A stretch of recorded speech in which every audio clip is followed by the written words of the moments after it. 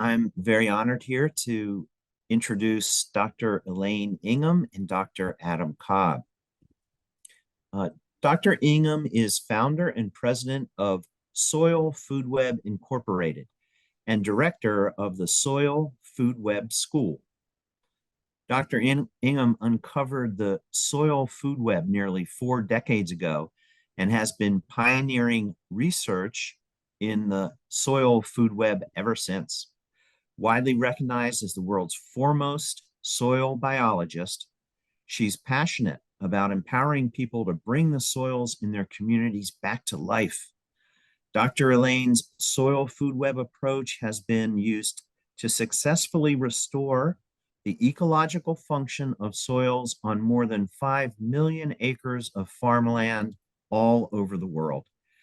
The courses offered by Dr. Elaine's Soil Food Web School have been designed for people with or without a science background, making them accessible to individuals who wish to learn and to begin a meaningful and impactful career in an area that will help to secure the survival of humans and other species.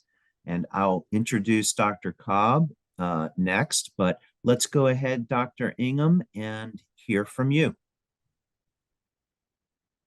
Hi, we're really excited to be bringing some ideas, and the topic that we're really going to focus on today, Dr. Elaine and myself, is soil life being our future.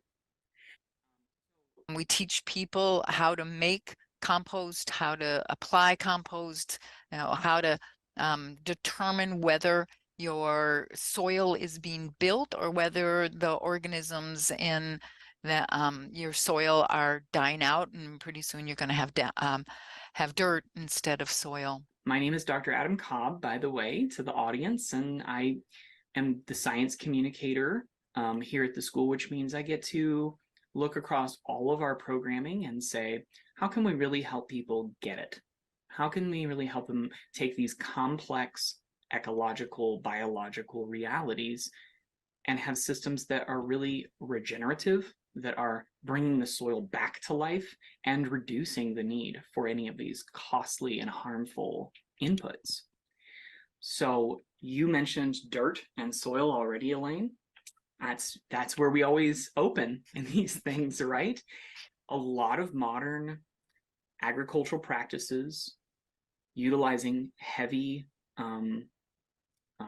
doses of chemicals are actually making dirt. And we're trying to help bring forth this new way of regenerating soil and treating soil as a living ecosystem. Dirt is really just the minerals, the lifeless component to us. Dirt is on the bottom of your shoes, right? And then when we talk about soil, you take those minerals, but you add organic matter, and then those especially aerobic organisms, the life in the soil. And then it's not just some dead, lifeless thing, it's a thriving ecosystem. That's what we want to achieve. And it's going to benefit all of the plants. They are going to have higher amounts of nutrition in their bodies, so that when you eat or your animals eat that material, you're getting the proper sets of nutrients in the proper form for you to be able to take up, for your animals to take up. So the organic matter is really the food to feed the aerobic organisms, the bacteria, the fungi, the protozoa, the nematodes that should be in your soil. So, now adjusting for the growth of different kinds of plants, you can select for weeds, which most people are not going to want to do, really. So we want to make certain you understand how to suppress the weeds and get more of the crop plant that you desire, get more of that growing, higher levels of nutrients, better flavors, a whole list of things that we'll go through later. Absolutely. And speaking of dirt, I think it's important for everyone to understand how we got to where we are, where a lot of the research coming out of institutions, agricultural institutions, large agribusiness, is really based on what I would call dirt farming, right? How to manage these systems with chemicals when all of the life has already been, or not all of the life, but The most of the beneficial abilities. life. Yeah. Yeah, the beneficial life is no longer there. And what you've got are diseases and pests and problem organisms. And now, how are you going to switch things around and exit the production of harmful inputs? And, one of the big things is you've got to stop tilling, because every time you till your soil, you're wiping out 50% of the beneficial organisms. And now the plants don't have their buddies to help them grow into the soil. Very easy to compact, where you've fluffed up your soil doing tillage, starts to rain, you don't have any protection on that soil surface, and you're going to have compaction. And that means that the roots of your plants won't be able to grow down to the summer water. That if it's soil, that's what a major component of these organisms do for your plant, is to build the structure that holds the water so you don't have to irrigate. Could you save yourself a little money if you don't irrigate? But you do have to have the soil that's not compacted. You want to have the roots of your plants going down as deep as they possibly can. Absolutely. And to avoid these harmful inputs that reduce the functions and the abundance and the diversity of the soil life, but also end up in our water systems downstream when we have these chemical agriculture methods going on upstream. Excellent. So this is one of my favorite bits of evidence to bring to the table. You can see the article that this came out of, calculations on what we would call the relative biomass of life on planet Earth. And it is truly a planet that is dominated by plants. Humans proportionally are a tiny, tiny percentage of the weight of life on Earth, even all the animals taken together. And look at the microbes, the second largest category. They realized millions of years ago how to work with plants to achieve what they want. They got fed by the plants. They received safe places to live near the root systems of the plants. And some microorganisms cheated or learned to become diseases to plants, but the vast majority are out there that are beneficial, which is very different from the conversations that professors were having with you in grad school, right, Elaine? I would listen to various versions of, it's absolutely a very bad thing. Nobody has any interest in the organisms in the soil, because those organisms don't do anything. They do nothing to help your plant. Most of the time we're spraying toxic chemicals to try to get rid of those organisms. And as I went through and did my work, the total opposite is reality. In areas where there is no diseases, no pests, no problems, no weeds, on and on, we have very good growth of the plants, and the biology abounds in that soil, because there's all these protective things that these microbes absolutely do for your plant. And so trying to understand that, and how do we figure out which are the good guys and which are the bad guys? So, if you're interested in those sorts of things, come work with us. There you go. And that leads us right to this, which, I haven't done as much of the labeling of this food web diagram. And in fact, I think everybody should know it's many, many times more complex than this. This is a simplified version. But the importance here is that we recognize the power of the relationships in the soil, right? It starts with the sun, and the plant's relationship to the sunlight energy, where it can make sugars through photosynthesis, and then it can share those sugars with the beneficial organisms in its root system, the fungi, the bacteria. Then there's predators that come in, on and on and on through these levels of complex interaction. And in our next couple slides, we'll summarize some of these benefits. But to me, I always want to come back to this. All those little arrows and colors and things are to let us understand something of how complex the story of soil really should be. When these organisms take the nutrients out of the sand, silt, clay, rocks, and pebbles, that's an inert form. Plants can't take up the nutrients in rocks and stones and pebbles, and so you've got to have the biology. The more biology we can get back in, the more nutrients your plant will have, the more things that these plants can protect themselves from. There we go. And that is summarized here on this fairly busy slide. Yep. But you have some pictures here of fungi and nematode that are part of this this process. You know, I like to summarize that the bacteria and fungi, as you said, they're pulling nutrients into their own bodies.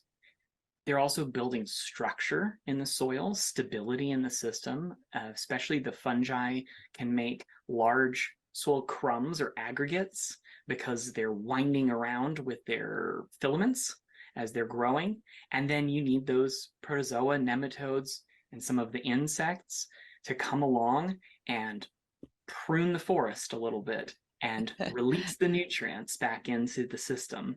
And they also, protozoa and nematodes, become, for us, really important indicators of the system's health. If they're missing, something's wrong. If the only thing you've got in your soil is bacteria, you can probably bet that those are the not so wonderful bacteria. And so we teach people to be able to determine these kinds of organisms, one from the other, and what the biomass is. Are they doing what they're supposed to be doing, or are they bad guys and doing things that are very unproductive for your plant? So we teach you what these organisms look like. There are both bacteria and fungi. Those long strands are the fungi. Look down in the next one, that's a nematode, going in after some bacteria to keep itself alive. And in return, it releases nutrients into the soil that your plant can obtain. Absolutely. And these other essential biological functions that only happen when you have diverse and abundant bacteria, fungi, protozoa, and nematodes.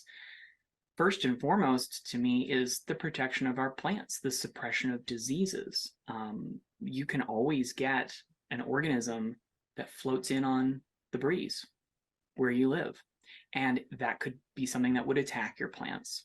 But if there's competition from all of this other life, inhibition of the disease, consumption of the disease-causing organism, these can all be dynamic form of stress reduction. And then there's all that nutrition to the plant, so the plant can have a strong immune system as well. I like to use this metaphor of an arch to explain the mindset shift. So a lot of people get focused on learning about vegetation management or landscape management, which are important. They're pieces of the arch, but if we're missing the keystone of the arch, it's not going to be stable. It's not going to work. The keystone is soil life, and any system that is not designed around the functions of living creatures in the soil is going to ultimately be fragile. Here's a great example of where we can do this comparison. And Elaine, you've seen this time and time again in the world. When people have small plants that are struggling and hitting compaction layers, it's just dirt and they're using chemicals. What are those outcomes? You're going to have to apply really toxic materials to try to get the plant to grow. So inorganic fertilizers are nothing but a salt, basically. Lots of different ways you can arrange the molecules there, but the basic problem is that it takes water away from those inorganic fertilizers take the water away from your plant as well as the microorganisms in the soil. And think about a bacterium, fungi, protozoa, nematodes, things like that. They're so much smaller than the plant that they can't kind of live through a period of drought the way your plant might be able to do that, especially if we can get the root system going down deep into the ground, build the soil structure so there's oxygen all the time, that deep, then there's not a problem. So we've got to make certain that we make the conditions favorable to the growth of the beneficial organisms. That means your soil will stay in an aerobic condition. So oxygen can come down from above the surface of the soil, be moved throughout that whole area. And those conditions are very disease suppressive. We see the same thing with weeds. Weeds love to grow where there's a problem with compaction, where there's too much water puddling in the surface because the water can't move through the compacted layer, that black layer you see over on the left-hand side. So which system do you want? Do you want to have to pay all of the inorganic fertilizer money and getting that down onto the soil surface, and now you're going to have diseases and pests and problem organisms? These the dirt conditions are selecting for those weeds instead of the crop that you want to harvest down the line. And you can see why it is much more expensive to be using the chemical approach. Instead, let's use Mother Nature. You really only have to make compost, good compost made properly with the right levels of bacteria, fungi, protozoa, nematodes, microarthropods, earthworms. All of those things need to be in your soil. Build the structure so you have the nutrients the plant needs, you have the water, you have protection against the diseases and pests. And oh yeah, above ground, we want to have those same microorganisms covering all of the leaf surface, the bottom of the leaf, the flowers, the fruit, the stems should all be completely covered with these beneficial organisms. Then when a disease-causing spore of some kind of disease-causing organism, when that spore or the organism itself lands on the surface of your plant, your crop plant, there is no way for that spore to germinate and start to grow and get inside the surfaces of that plant, attack and start destroying your flower or your seeds or the underside of that plant.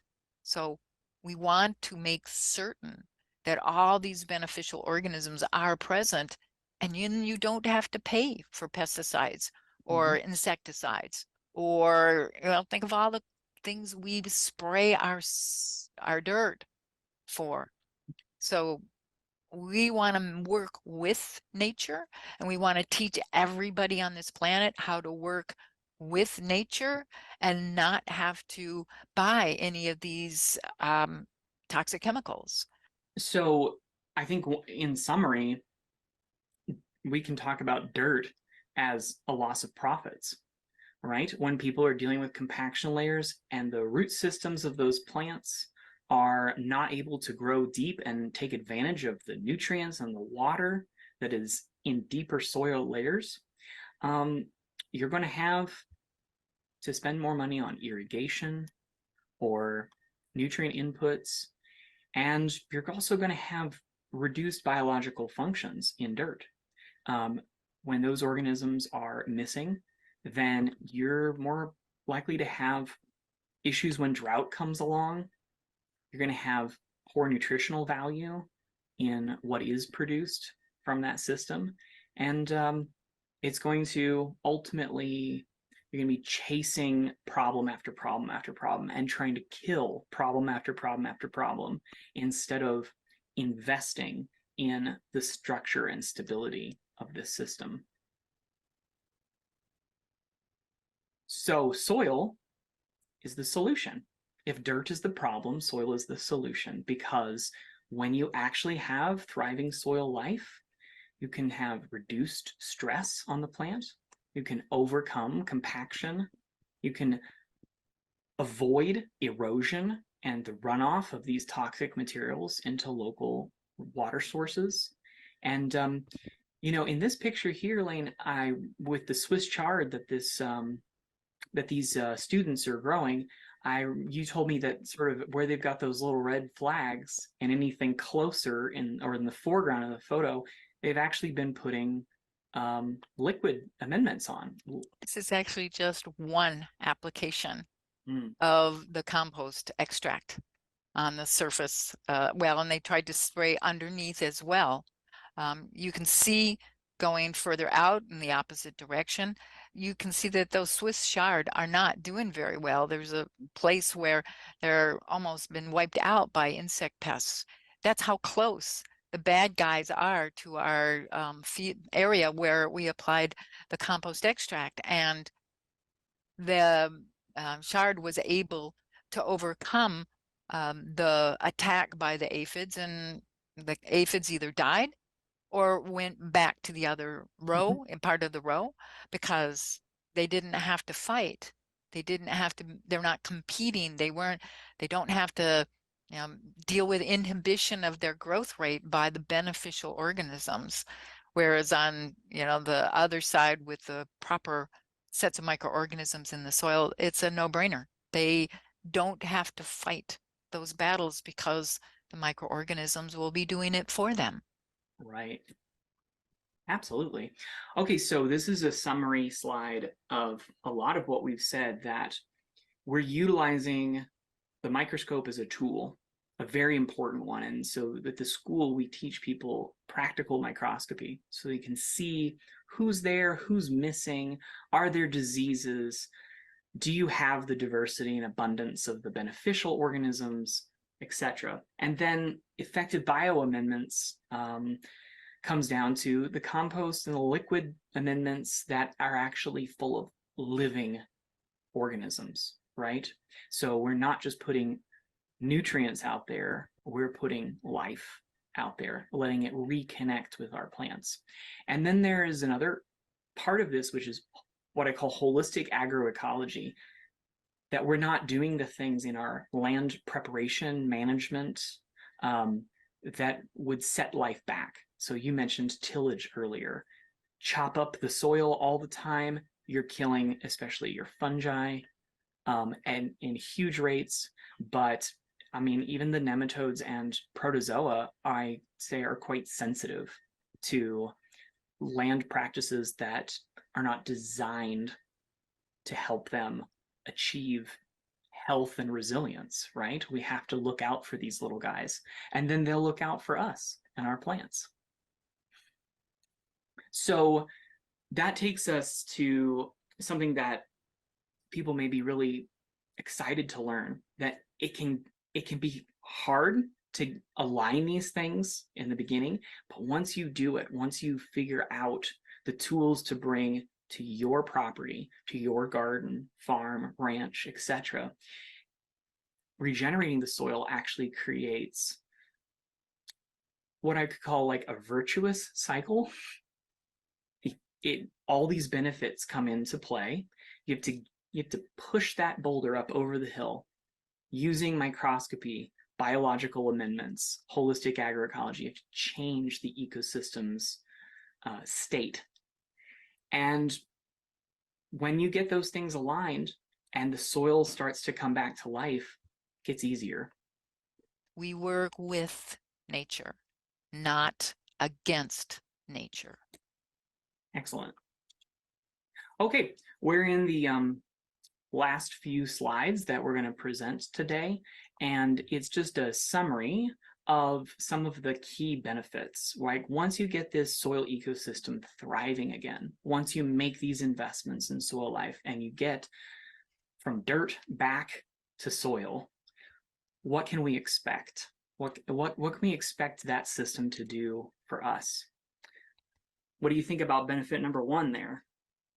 It's really important to have structured soil so you can get the oxygen moving down into the soil and you never become anaerobic, and that never, those anaerobic diseases and pests and problems, the weeds aren't going to bother you.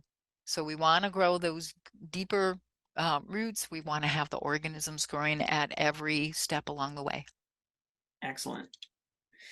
And along with that is the fact that we can store more carbon below ground, right? When we get those roots going deeper, and especially when we get the fungi and bacteria going in that community going in the right direction in abundance and diversity, we see the accumulation of carbon in these systems, which just makes everything easier. It buffers the entire system from problems and leads us to a place where we're building up the soil every year instead of degrading it. Yep, and it's increasing the food materials that the organisms have to grow on, and increase stability all the time by more and more diversity for both the bacteria and fungi, leading to protozoa, nematodes, etc. So here is retaining and cycling nutrients. We've talked about this a bit. We've got to remember that the plant requires soluble nutrients. Somebody else needs to have done the work, and then the plant can take it up. Benefit number four goes with the nutrient cycling. It's the health of the plant, right? So its immune system is functioning properly because it has the nutrients that it needs. There's also, you referred to this earlier, like what I call microbial armor. All the surfaces of the plant have beneficial organisms on them. They're glued to the above ground surfaces. They're acting like the stomach of the plant below ground and helping to digest the world that they find themselves in, the soil world. But it's the fact that there's armor there, that anything that could cause harm to the plant is going to hit a barrier of the life that we actually want. Benefit number five, we've talked about this before. We want to have the biology that's selecting for those organisms that would go after a grasshopper like this. So you don't have those outbreaks of the predators further up the food chain. So we want to make certain that we don't allow the conditions to be such that it would select for the weeds. Instead, make certain you're selecting for those other bacteria, fungi, protozoa, nematodes, microarthropods, earthworms, that they're all going to be taking these guys out long before it becomes a plague. Benefit number six, I think, will be very exciting to this group, because with the Chesapeake Bay right there, I know that there's a constant issue with water quality and pollutants. So when we actually get a soil ecosystem going in the right direction and the life is there and the life is thriving, it can help decontaminate our environment, not just on the farm, but downstream of the farm. You're not having all of these excess nutrients and pesticidal compounds accumulate in your water sources. So this is a huge benefit as we need to clean up our world, as we need to partner with life to do that essential work. And this scales all the way up, if we really get wild with it, to think about planetary scale and human civilization scale resilience, right? The ability to overcome stressors. When we have systems that are based on soil life, they put us in the position to regenerate all of our biosphere, the entirety of planet Earth. And a lot of that is because we also stop the constant damage coming out of these chemically intensive systems. I think our last slide here, Elaine, I should kick over to you to let people know about how they can take another step in their understanding of these principles. Yeah, we want people to, first of all, start at the beginning of the foundation courses, where we give you enough of the background information that you'll need to grow a crop using biologically friendly approaches. Some people come to us where they've never grown anything at all in their entire life, and that takes a little bit of time to get you coming along on that, but we will have that, we'll be able to recommend places to go or people to talk to after we gauge how much help you need. So all the principles that we've been talking about are gone over when you take the introduction to the soil food web. So FC2, foundation course number 2, is really about making compost, making the liquid amendments. We teach you that in FC3, foundation course 3, and then we do a course on microscopy, because this is the easy, simple way. After just a few minutes, that's all it takes. You go out into the into your place you want to know what the biology is. Has it increased since last time? Has it decreased since the last time you applied it? What's going on?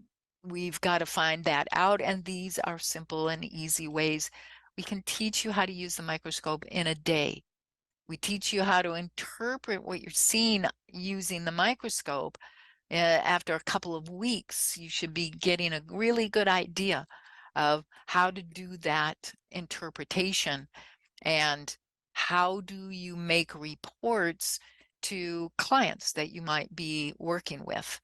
So the basics are covered here.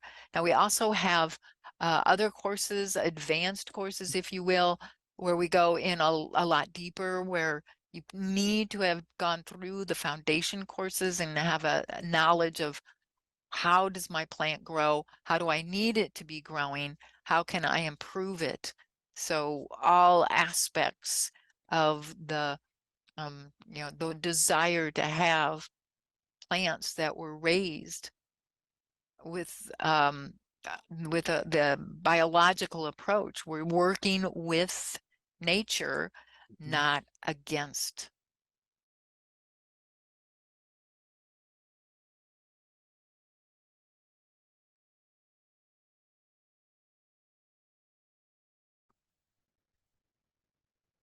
Okay, so I hope everything was clear from that introduction.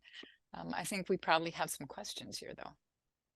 Yes, absolutely. And just before we do that, I didn't get a chance to introduce Dr. Cobb. So let me just do that real quickly so we get to know Adam Cobb a little better. His passion for agroecology emerged 15 years ago while volunteering on farms in New Zealand. He spent several years as a postdoc researcher and university instructor. He's taught courses on food security, restoration, ecology, and environmental science. Adams contributed to more than 20 research publications linking plant microbial symbiosis with enhanced nutrition and holistic soil health. And he joined the Soil Food Web School in 2021, and he's following his dream to help regenerate soils, improve human nutrition, and enjoy the splendor of our living planet. So I wanted to be sure that we got to know Adam through that introduction. So thank you for giving me a minute for that. Thank you so much, Dr. Ingham and Dr. Cobb. And yes, we do have some questions here. In fact, quite a few. I'll ask you a couple that we have time for, and if you're able to continue in Q&A to answer other questions, we really appreciate that. So one question came in about special impacts or effects when soil amendments are derived from sources that have human microbial matter in it. So thinking here about municipal biosolids, for example, any special impact to the microbiome when those soil amendments are used? Well, they're going to have to first understand in making compost, you never allow it to go anaerobic in any way that you can possibly manage. And most municipal composting, see, I'm having troubles with that whole concept, sticking them together, because those, and if you've ever driven by the local, compost producing area, it stinks to high heaven. And that means it's anaerobic. That is not compost. You're going to kill your plant if you put your plant into something like that, because it's got so many toxic materials. It's got so many disease-causing organisms. They've won. So we have to get people understanding that making compost is a really important part of this, because then you'll get organic matter that is maintained by those organisms that are going to be aerobic, where everything we do has to select for the beneficial organisms and against the diseases and the pests and the problems. So yeah, let's not confuse people by calling, waste material compost. Okay, very interesting. Wow. Okay, so a next question, and I imagine this is one that comes up frequently, and it is about scale. And while we appreciate the benefits of this, we've got a lot of mouths to feed in the world. So how do we envision this with regard to food security and scale? Well, Ooh, I'd love to take that one. Okay, you take it.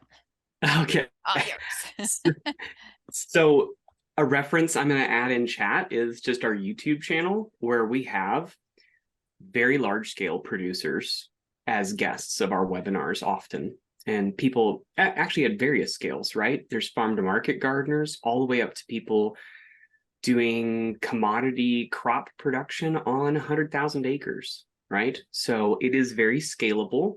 And in fact, we get reports often from the large scale producers, ranchers and farmers, many of whom are friends of mine, that they have saved millions of dollars by switching over to what I would call biological soil management in place of those expensive chemical inputs, right? It's not magic. There's nutrients to manage. There's all these other things to consider in the system. But if you realign the system, and really it starts with realigning our mindset around the living soil, the reports are in from many sectors, and increasingly the scientific literature is also showing that these methods are optimizing profits, and not even through just reducing yields. That's a lot of times people, I think large agribusiness may be part of this, Elaine. They look at all this research and they say, you can't feed the world this way. And I say, well, what are the assumptions based on, right? What are they looking at? Is it all based on dirt farming? Because I studied arbuscular mycorrhizal fungi in grad school for years and as a postdoc. And if you put them in dirt, they don't do so hot. But if you put them into a living soil ecosystem, they can really help plants to produce a lot more biomass and food quality. Okay, thank you for that answer. And there's reason for hope there for sure. Okay, thank you. Here's another question. Are there any differences between the composting approach that you teach and the standards required to maintain USDA organic certification? There's quite a bit of difference because they've really the USDA certification has focused in on a couple of things that aren't really that important.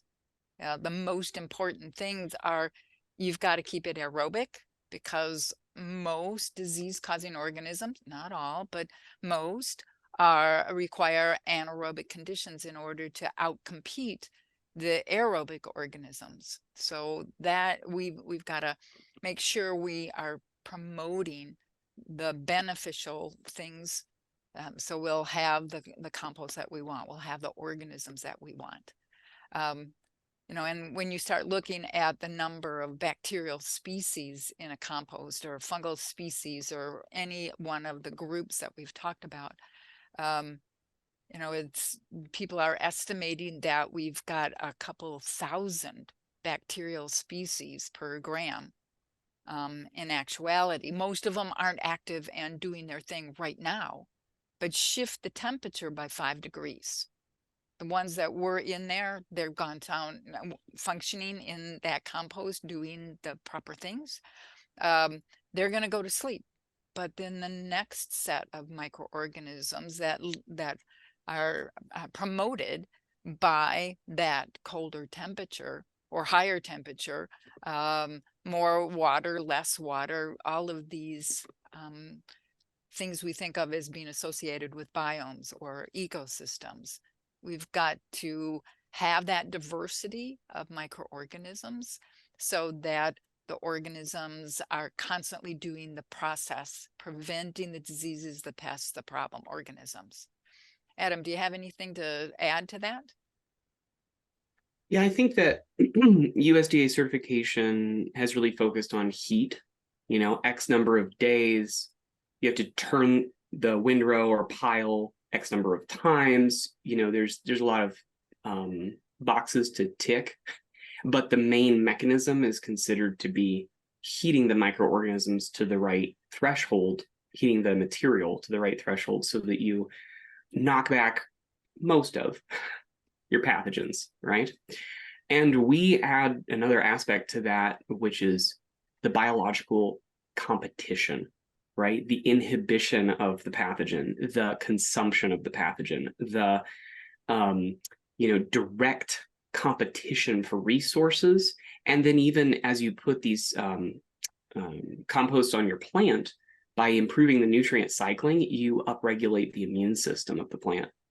And I think that that is a better bet, because homycetes float around in the air and can cause huge problems on farms if they don't have competition or if they land in the wrong environment. Lots of things can come in on the feet of birds to your production system.